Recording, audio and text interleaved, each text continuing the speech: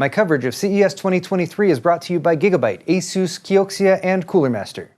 Hello everyone, welcome back to my CES 2023 coverage. I've made my way over to the Phanteks suite. They have a new case, they have some new fans, they have a couple more new cases. Let's get started. So we're going to start right here with these two beautiful PCs in the brand new case that Phanteks is bringing to market very soon, actually. By the end of February or beginning of March, these should be on the market, and I'm going to start right out with the price. $220 is the MSRP for these, and you might notice that they are gorgeous. Just look at them. They have a near seamless two tempered glass side panels to give you that full 180-degree view of the system inside, and the systems that they have set up inside here are also quite beautiful looking. So the design philosophy that they went with the NV7 was that the motherboard is sort of like the centerpiece, and they built the case out from there. The power supply, at first you look and you're like, where the heck is the power supply? Because this is not necessarily one of those double wide cases that has a big chamber on the right side. The power supply is actually tucked right up there, so there's a little panel that goes out and covers it up. There's some RGB edge lighting around that, so it keeps things nice and clean under there, and allows you to tuck away your power supply. I mean, not that we're ashamed of our power supplies or anything like that, but it gives you this really clean overall finished feel and look, and you might notice that there's lots of fans installed in these cases as well. Those are all D30-120 fans. We're going to take a closer look at those as well in just a moment. But to finish out the features for this case, up here you have access to your standard power reset buttons, and there's also a built-in RGB controller. You can, of course, sync everything up with your motherboard, as lots of people like to do. But Phanteks has put a lot of work into redesigning that controller and offering a few more out-of-the-box selections in terms of colors and effects than you would typically see. So all of the colors that you're seeing right now, these aren't being controlled by the motherboard or software. These are being controlled by the fan controller. So you can cycle through different color modes, of course, but then they've given you a very nice, soft, sort of animated effect going across these. And these fans are all daisy chained in line because that's how the fans connect up. Again, more on that in just a second. So that gives you the ability to, without messing with RGB software, which can often be a bit clunky, let's be honest, you can set up a really nice lighting profile. And you might also notice there's two zones here. So we have one zone up here in the top left, another one down here in the bottom right. You can wire those however you want, of course, but that also gives you the ability to do two-tone effects or to have two separate effects going together at the same time. The bottom mount here can support 140mm fans as well, so you can do 3 120s or 3 140s down there. And if you look at the case from the front, you might notice this one's actually angled up a little bit. So there's a removable tray down there, which is a great feature to have in any case, because it allows you to remove that to mount your fans and or radiator to it. But you can also pop out that tray, flip it around 180 degrees, and that'll give you a more standard perpendicular mount, as you can see here. And that's going to give you a little bit better support for mounting fans to a radiator, if that's what you're going to go for down there. Other than that, you can do up to 420mm fans on the right side here. The black case has that configuration going on. Here they've done 3 120s with the 360mm radiator for this absolutely gorgeous open loop build that they've installed in here. But again, in terms of cleanliness and attention to detail, see the little cover down there? You can pop those on if you're not going to populate all of your fan slots, which is not only going to make it a cleaner looking finished build, but it's also going to block that off so you have more directed airflow to go over your radiators rather than stuff leaking out or coming in where you don't want it to. You've also got 3 120s across the top, and of course radiator support there as well, and then you can do 2 120s at the back, or again a 240mm radiator or a distro block like they've got installed right there. Here we're taking a closer look at the GPU support, because this case obviously is long enough to support even the largest of RTX 4090s that have most recently launched. But it also has this little bracket right here, which slots in to the motherboard tray that's behind it. You can adjust it up and down. You can also adjust the width. So pretty much any graphics card can be held up by that and held up sturdily. And you know, you'll get rid of your unsightly GPU sag, because obviously if you're building in a case like this, it's going to give such a wide view of your entire system, you don't want any GPU sag. And we're also just showing these RGB strips at the top because you're obviously going to need to route some cables back there for cable management. They just slide right off. They pop back on. You can even hot swap them while the RGB is still going. And that makes it really easy to access your cable management back there. And it also tucks the cable management away. So again, you can get that nice, clean, finished build. Here's sort of an interesting bonus feature of this case, depending on how you look at it. It looks good from this side too, right? This is theoretically the back of the case, but they've given it a nice clean door here with plenty of ventilation across it.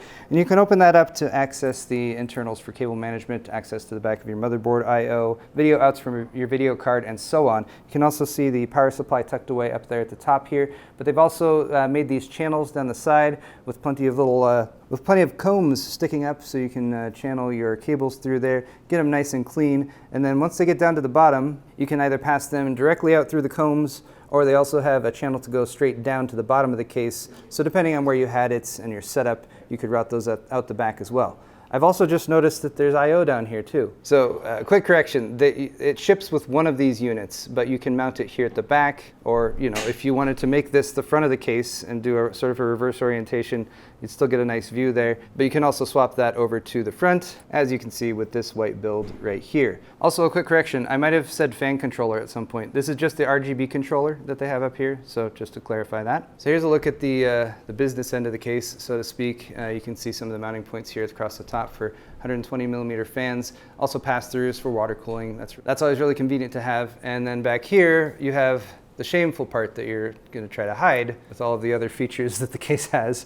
But Phanteks was kind enough to let me see even this part here. But that's where your power supply goes, and because that shroud comes out here, you actually have a decent amount of space in there to tuck away extra cables and for cable management, as well as a very sizable channel down here for routing the rest of your cables, and then if you need to, pass those over here to that I/O area down there at the back. And I keep being shown extra features of this case. Apart from the cable management space you get right there, they made this. So this doubles up. There's a 2.5-inch drive mount there, of course, but you can open it up. You could pass like your bulky motherboard 24-pin connector through here. There are a couple Velcro straps and a couple studs right here. So basically they want you to loop it around there and then back out to where it needs to go, and then it tucks it away there behind the motherboard. So again, just nice clean cable management and lots of features for that. And I don't think I've ever seen like a little extra door that opens just for your motherboard power cable, so that's pretty cool. And then one more door opens up down here at the bottom, and this provides some additional mounting for drives. You can do one hard drive and two 2.5-inch drives, or you can do four 2.5-inch SSDs. All right, I said I was going to talk more about the fans. Let's talk more about the fans. The D3 120, these are 120 millimeter fans.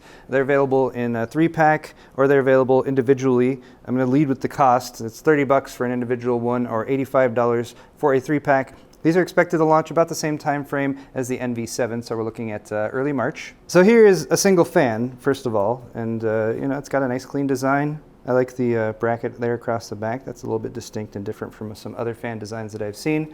But if you're looking at the two of these side by side, you might notice the blades are angled differently. So they have an exhaust version and they have an intake version, or basically the airflow goes the opposite way. So you can choose when you order which version you want. So you would decide what fans you need in your build, choose intake ones, choose exhaust ones, and then you wouldn't have to have any flipped fans where you actually see the back with that bracket that I just complimented. But wait, that's not all. Yes, in a great victory for anyone who's ever wired up an RGB system, we have more options for connecting multiple fans together rather than wiring them all up individually. So these have covers that snap onto the side, as you're seeing right now, and that actually covers the gap between the two fans and also holds them together very sturdily. Part of that little thing that you might not have noticed right off the bat is no holes for the screws. And it's just those little details that Phanteks has given you the ability to get rid of if you don't want them, to give yourself a super clean finished product. Here's an example of 3 of the white fans all daisy chained together, and that also gives you a much easier time wiring up all your cables for cable management as well as connecting up your RGB. So for power, we have a standard 4-pin PWM connector that you would most likely be connecting to your motherboard or perhaps a fan controller, and then we have a daisy chained addressable RGB connector here, so you can plug in one set or you can daisy chain additional fans to it as well. One final thing to note about these fans as we take a closer look at the white one here, the D30 in the name here also indicates the thickness of the fan. So 120 millimeters for the square size, and they're also 30 millimeters thick, which is perfectly fine for a lot of Phanteks cases, but something to keep in mind if you are doing a build. These are slightly thicker than typical fans, but that's also allowed Phanteks to get a bit more performance out of them. Let's round things out with a few cases. There's this one, but I'm going to talk about that one in a second. I want to start with this one over here, because this is a new case. This is the Pro 2 Server Edition. It's very big. It's made to support server grade hardware, and especially Phanteks is making this to support some customers who might be setting up render farms or other boxes that are going to need to have, say, multiple graphics cards in it, as you can see installed right here, while also having full support for enough airflow, as well as support for pretty much all of your server grade motherboard layouts, SSI CEB, SSI EEB, and XL-ATX. So this is a chassis that's going to house some beastly hardware, some hardware that's made for getting some work done, but I just wanted to show it to you guys real quick. And we're expecting this one to launch in March for an MSRP of $229. And then we have this one, the Phanteks Eclipse G300A, finishing out the more recent line of Phanteks Eclipse cases, such as the G500A and the G360A. This one is going to be $60. That's right, $60 for this case. Just look at it. Does it look like a $60 case? I would say no. And let's bear in mind part of that is because they have installed 3 RGB fans there at the front, which are not included, mind you. I wouldn't expect that for a $60 case, but it does include a single exhaust fan there at the back. The one installed right now is black, but it will be a DRGB fan installed there for the actual shipping models. And in terms of support, they have expanded the front intake for tons of airflow, and this is just a mesh grill here, so you're going to get lots of airflow with this case. And you can fit not 220mm fans this time around, but 3, so more expansion for space there. And also internally you can see you've got a nice open layout, so it should be a great building experience, especially for new builders. It's good to have lots of space to work with. You have a power supply basement down in the bottom, so reasonable cable management. You can pass through your cables over here to plug them into motherboard or I/O or graphics card, whatever you need. And look at the graphics cards that's installed. This is an MSI model right now, an RTX something, I'm not exactly sure.